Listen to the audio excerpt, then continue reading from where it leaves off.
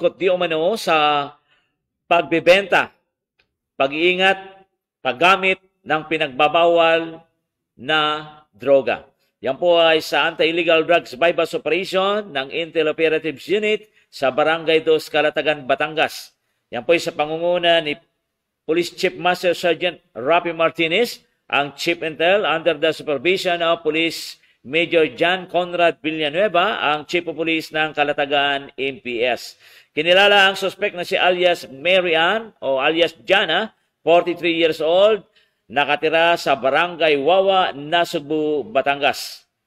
Na-recover sa suspect ang 4 na pirasong plastic sachet na may lamang hinihinalang bawal na droga o shabu, 500 piso bilang mark money, at ang inventory nga po ng mga confiscated evidence ay ginawa kasama ang suspect at ang mga witness.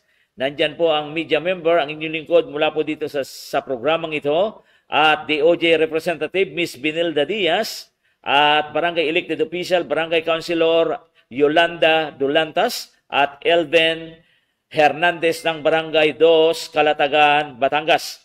At siyempre kasama din po natin ang ilang PNP personnel ng Calatagan MPS, si PCPL Kim Harvey Abanico at PSSG Maricel Balguna, ang ating arresting officer at videographer.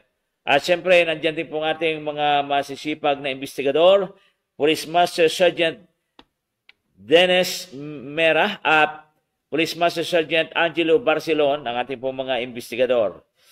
Sa ngayon ay nasa kustodiya ng Calatagan MPS ang suspect at kaso nga pong paglabag sa Section 5 and 11, Article 2 of Republic Act 9165 ang kanyang haharapin. Tuloy-tuloy po tayo. Ang oras po natin